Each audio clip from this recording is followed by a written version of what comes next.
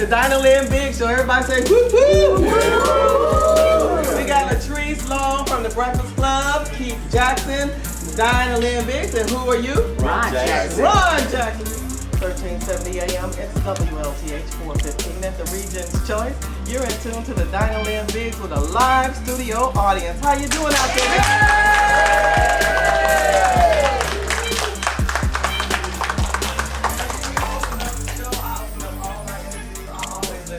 Know that you could have been anywhere in the world, but you're here today with us, and we appreciate that. So kudos to you guys.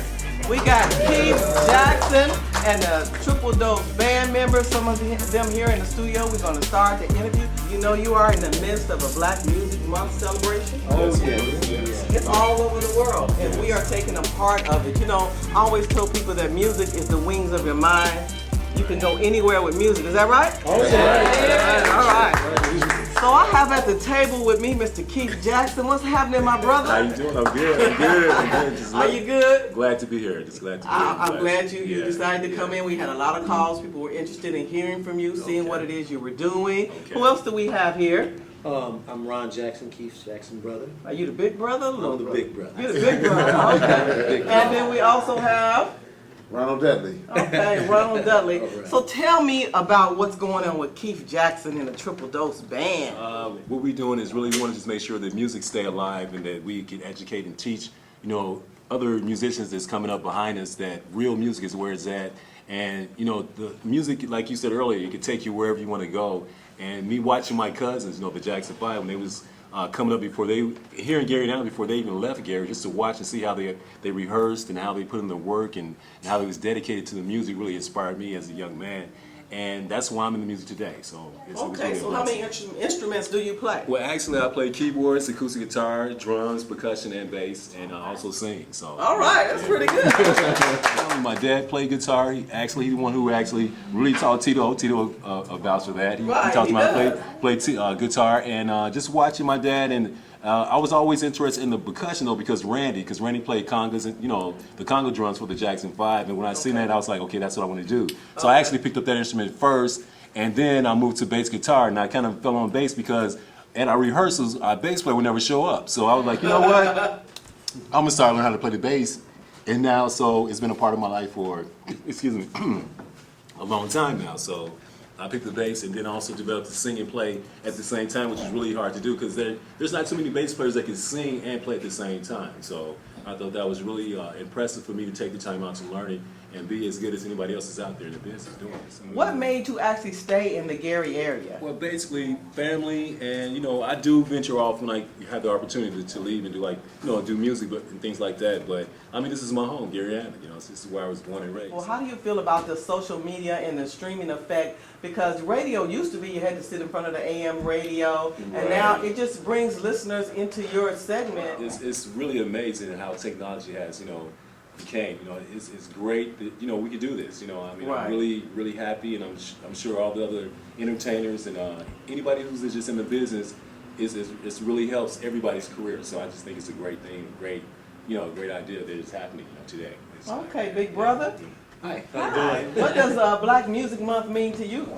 Oh, it just means the world to me. Me and my brothers, we all started out young in the music business together. Okay. Like he had said, we watched our family, the Jackson 5, grow and develop, and we was a part of that. Well, before it's the Jackson 5 and all the way up until the Jackson 5 and after. Right. What it means to me is an opportunity for young minds, young people to do things with their life. It gives you something to do. For us, it was a hobby. A hobby. It was a hobby. It was a good hobby, huh? We didn't have nothing else to do when we come up in our era back in the 60s. We had to make our own toys. If you know that era, we had to do things with each other, interact. So what we're trying to get everybody to know what it means to us as far as black music today, create your own. Be your own self, and we're in a creative activity world right now with the new technology. Everybody's doing their own thing, rap come along, we got all this stuff going on in the world today. But it started somewhere, so we want them to reach back from the past, bring it up to the future, and just keep teaching the youth and just spread good information. So that's what we're about positiveness and trying to bring something back. You know, on the Dinahlynn Biggs Show, I bring magic to the microphone through R&B and old school. A lot of people were like, "You sure you want to play R&B and old school?" Nobody wants to listen to that. Well, we have opened the door to an empire here at WLTH. We have been shaking doors. Other radio stations in Chicago like, "What are you guys doing?" Because I've been bringing back legends. We've had friends to the show, Bobby Rush, Gene Chandler, the Duke of Earl. We had people crossing the street on wheelchairs to see these guys. So I'm not changing my style of music because that's where it all began. And in talking with one of the impressions, we had him over here one day, and he was saying, get the music in your mind and put it in your heart. This is where we came from. We don't know where we're going, but we know where we came from. We don't never want to forget that. Because everybody came from somewhere, you know, and we came from somewhere, and all the other people like David Ruffin's daughter, we talk with her. And it goes all the way back to the Temptations. And we still interact today and do things like every year we try to come together and bring people together from the past to the present. And that's what it's all about. So we want to give a thumbs up to old school, our history, because without our history, we don't know where we're going. So we want to stay grounded on our history. Another thing that a lot of the listeners, because we kind of poll how we schedule our artists to come into the station, it's like Triple Dose Band. People don't have bands anymore. I'm like, well, they got a band, you know. Music is like authenticated, it's fabricated, it's in the studio, but you guys actually perform live. It means a lot actually, because you know as well as I do, I started playing guitar and accordion and stuff when I was rather young, but the thing of it is that I really love playing keyboards. It's the instrument that makes all the other instruments make sense.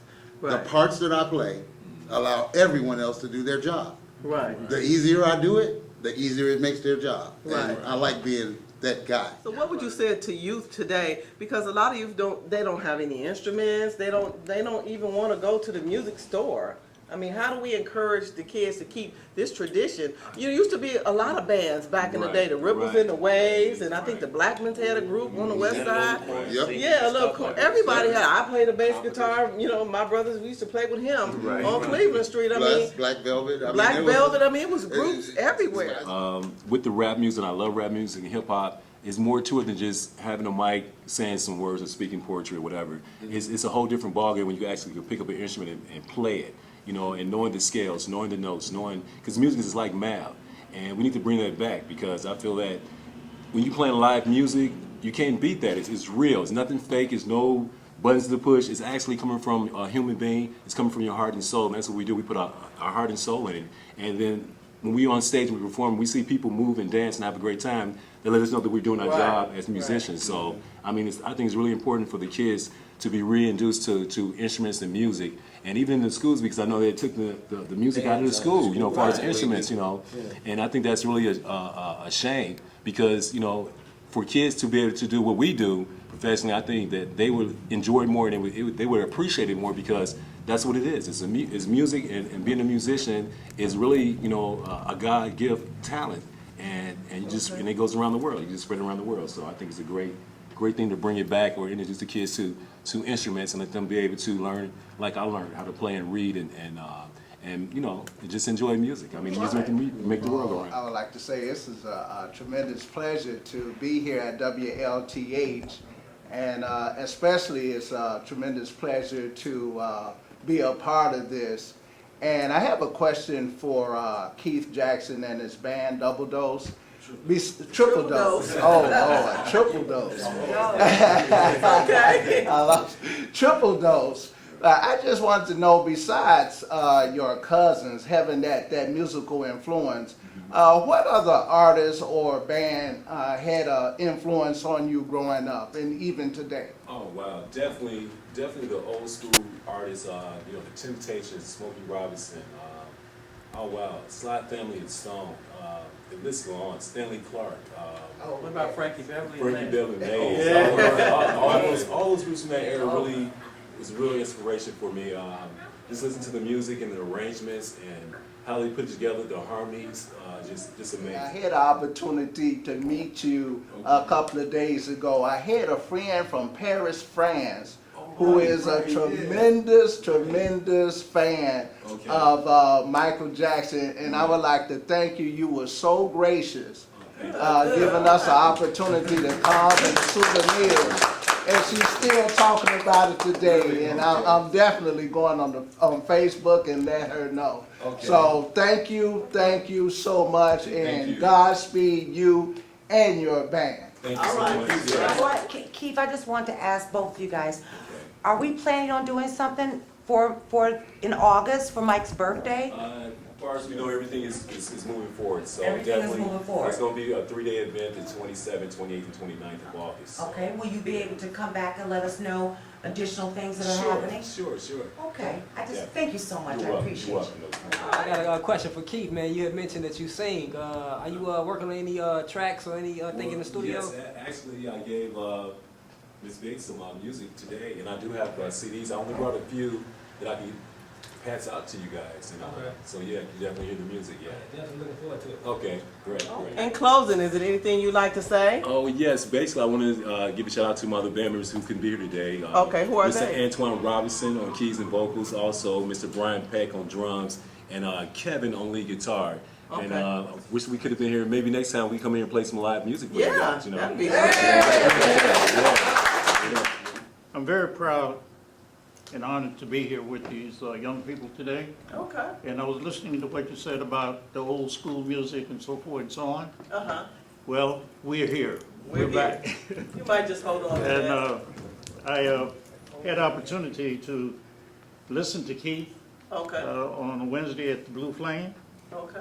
and they are tremendous. They're out of tremendous. sight. They're out of sight. Now, Right. excuse me. Yes, I just wanted to make a comment, let everybody know out there on Facebook, we do have a 2300 Jackson Street fan club that we started this Oh, year. cool. Okay. And if you look that up, you can see what's going on with the family and everything, so we'll make sure everybody knows that we have Okay. put together Oh, that's great. this year too, so we got some other things going on out there too. So in closing, and love, peace, and happiness, stay tuned for Brian Record and the Record Family Empire coming up in just a few minutes on the Dinahlynn Biggs Show on 1370 AM. That's WLTH, baby.